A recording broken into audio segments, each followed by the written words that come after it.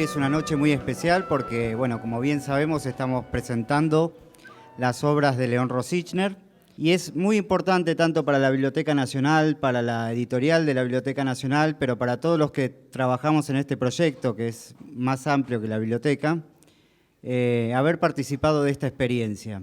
Hemos pensado en que un conjunto de gente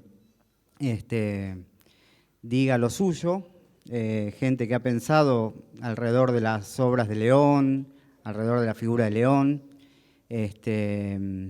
Y bueno, luego de esta conversación también pensamos que Cristina Vanegas lea un fragmento de un texto inédito de León que estamos publicando, el Simón Rodríguez. Así que, si les parece, arrancamos lo más pronto posible.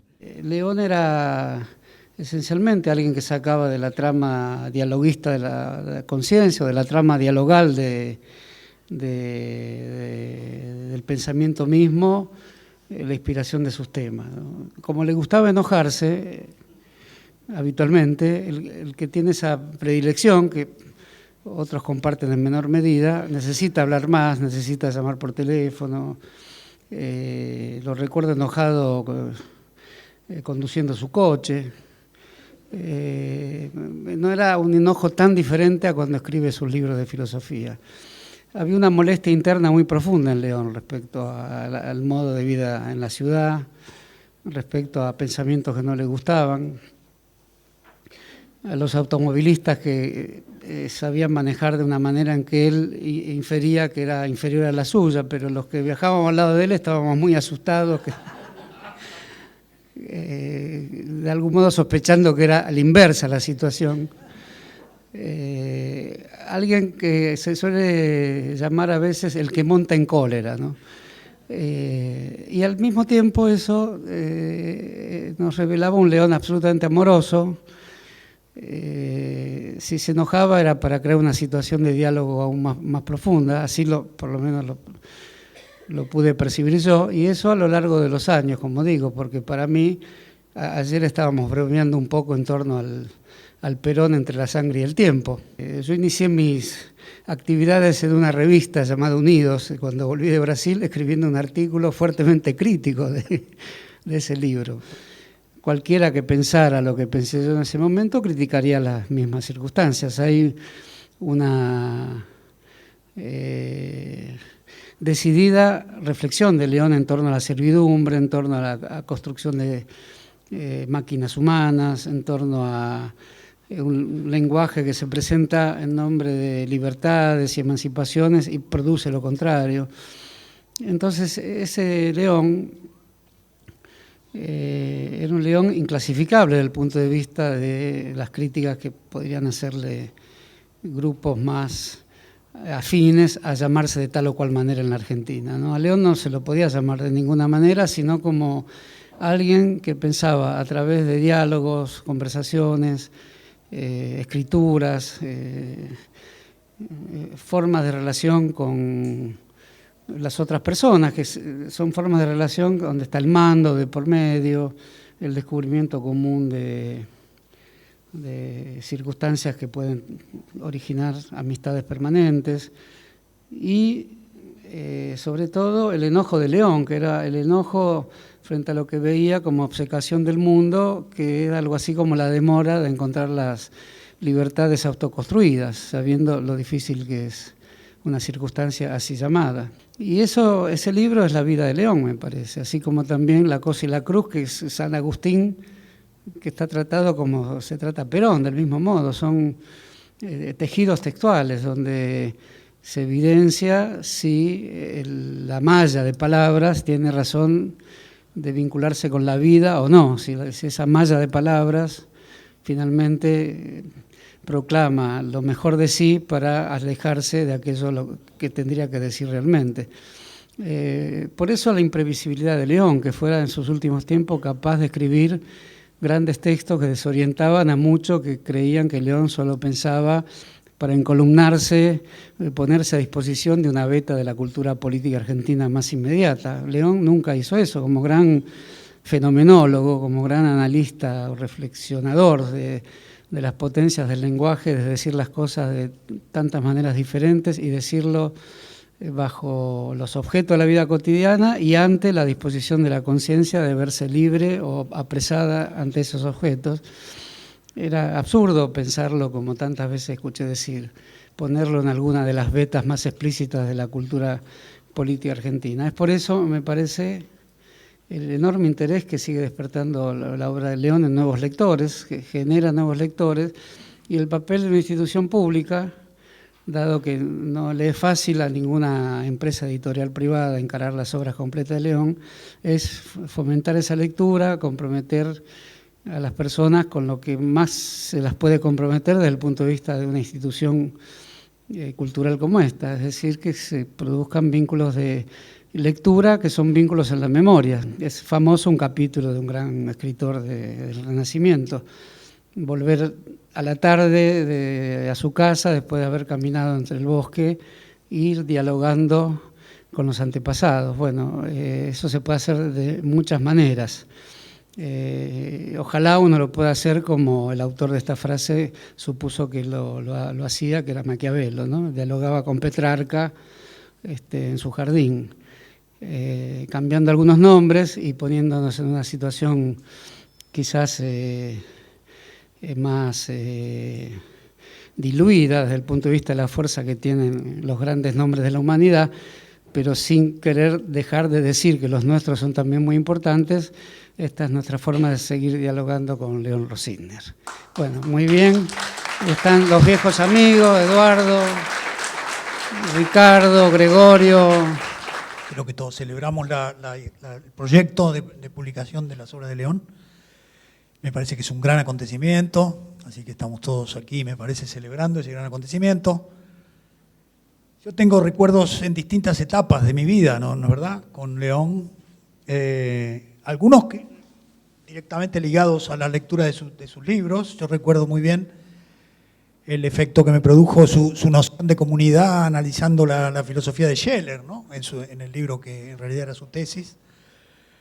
Me parece que ahí hay un nudo interesantísimo, porque ese tema de la comunidad ha reaparecido ahora en el discurso filosófico, y León anticipa ahí muchos de los debates en los cuales cierta zona de las tradiciones marxistas o actualmente postmarxistas, digamos, están retomando esa discusión que León en ese libro, que digamos es su comienzo, podría decirse, en la reflexión, ya pone de manera que siempre ha dejado algunas líneas que posteriormente uno ve cómo se desarrollaban, como si él hubiera estado en paralelo con reflexiones que se estaban haciendo simultáneamente y hubiera estado siempre pensando al mismo tiempo que otros pensadores a los cuales no necesariamente conocía ni leía.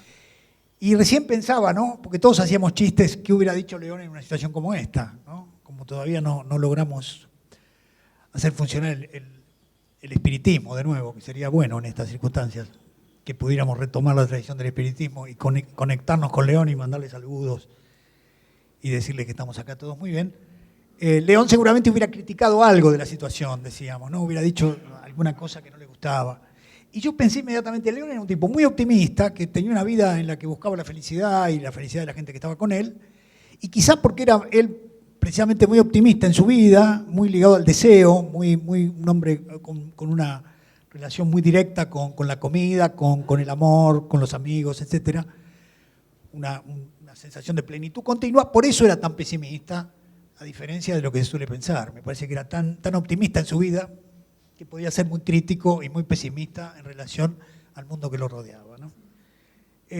Recuerdo, por supuesto, muchísimas historias, pero la historia que para mí tiene un sentido muy fuerte, digamos, es que la primera vez que yo salí de la Argentina, que fuimos a Cuba, fui con León, hice todo el viaje con él, también con otros amigos, pero con León más tiempo, porque con él. Y llegamos a París, y entonces León me enseñó a vivir en París inmediatamente, porque es donde había que ir a comprar las cosas, porque él había vivido ahí como un estudiante pobre, y me llevó a un hotelito completamente rasposo que había ahí. Y inmediatamente, en vez de salir a comer, comíamos ahí en la pieza, y con una economía brechtiana, diría yo, ¿no? La pobreza como virtud moral, ¿no? No había que derrochar el dinero, sino que había que usar ese dinero para comprar algunos libros, y entonces fue un viaje extraordinario, porque León iba resolviendo cada cuestión siempre con la mayor economía de medios, ¿no? Y la cosa final que quiero decir es que, digamos, siempre lo impulsé a escribir una autobiografía, ¿no? Eso ha sido seguramente un intento mío de sacarlo un poco de su lugar, porque él era un escritor con mucha energía verbal y tenía una manera tan extraordinaria de contar su vida y de recontar su vida y de quedarse siempre obsesionado con alguna mujer que lo había mirado de costado o cosas parecidas. Y sacaba de ahí siempre conclusiones tan maravillosas respecto no solo a su propia vida, sino a cómo eran las mujeres o cómo debían ser y qué tipo de relación tenían con los demás, que yo decía, vos tendrías que, cada vez que lo veía, le decía, vos tendrías que escribir tu memoria, León. ¿Y te parece? Me decían, sí.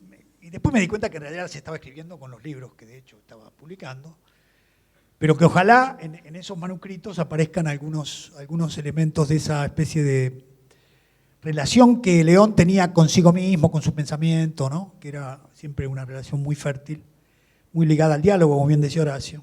Así que me parece que los lectores de León estamos muy contentos y los amigos de León también estamos muy contentos. ¿Sí? Muchas gracias.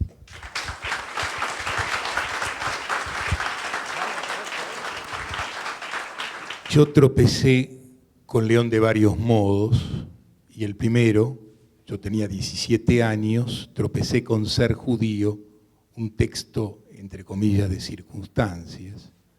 Era la Guerra de los 6 días, era una situación particularmente conmovedora, y ahí entendí de qué modo se podía pensar con un hilo que no negaba quién era uno mismo y al mismo tiempo quien te permitía enmarcar tu propia existencia en los términos de un conflicto como el del Medio Oriente.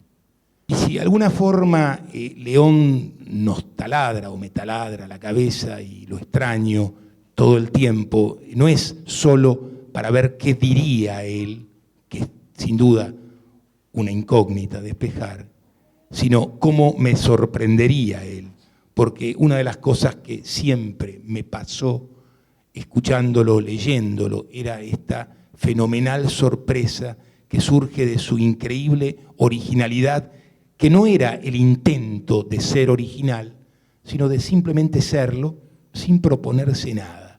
Para mí es una situación valiosa que la biblioteca tome como al pensador marxista en lengua castellana más significativo y original, al hombre que si no fuera argentino tendría el mismo lugar probablemente que otras figuras que relumbran en los lomos franceses y que pudiendo ser uno de ellos eligió este margen y se jugó acá con nosotros.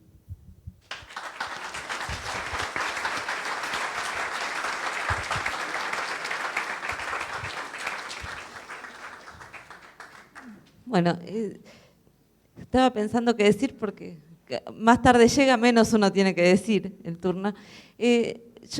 Para mí León siempre fue un amigo incómodo, fundamentalmente incómodo, y un autor de libros incómodos. Es decir, no tengo una relación fácil, ni tenía una relación fácil con mi amigo León, ni tengo una relación fácil con los libros de León. Digamos, pero esa incomodidad a mí me interesa fuertemente de su obra, en dos sentidos. Por un lado, porque tengo la impresión de que si lo nombro como amigo incómodo es para decir que sin León somos más pobres. Que sin León, o en mi caso, sin un amigo que te produce esa incomodidad, sin un autor, sin un filósofo que produce esa incomodidad, nuestra vida siempre es más pobre, porque finalmente se piensa en condiciones de incomodidad. Entonces, editar estos libros, que la biblioteca edite los libros de León, para mí es restituir ese escenario de incomodidad. Es decir, menos un homenaje, menos un acompañamiento festivo, que restituir un escenario en el que podemos seguir sintiéndonos afectados por un tipo de pensamiento que nos obliga, o nos exige, o nos pone en situación de que las cosas no nos resulten tan fáciles. El otro plano de la incomodidad que me producía León era una frase del que todos los que están acá que lo conocían seguramente la recordarán, que a mí me incomodaba, que era: este país es una mierda. ¿No? ¿Qué país de mierda, ¿no? Esa frase de León, ¿qué país de mierda? Uno podría tener muchas discusiones sobre qué es la Argentina, el país que vive, quejarse. Él lo usaba mucho ante las señales de tránsito mal puestas, el semáforo que se distanciaba, la inflación o cualquier otro, el peronismo o cualquier otro objeto que encarnaba lo argentino, el cristianismo. Todo este país es una mierda. A mí esa frase me incomodaba mucho y sin embargo uno de los libros que disfruté mucho de León y que me pareció quizás con el que menos incomodidad he tenido, es con el libro sobre Malvinas. Me parece que ese libro es donde esa frase que era tan insoportable de escuchar en la vida cotidiana de León, qué país de mierda que vivimos, sin embargo da lugar a una extremada tesis sobre la argentinidad bien interesante. Bueno, me interesa por eso también que volvamos a tener los libros de León, volvamos a tener los libros de un pensador tan incómodo, es también para poder salir del modo banal de la incomodidad.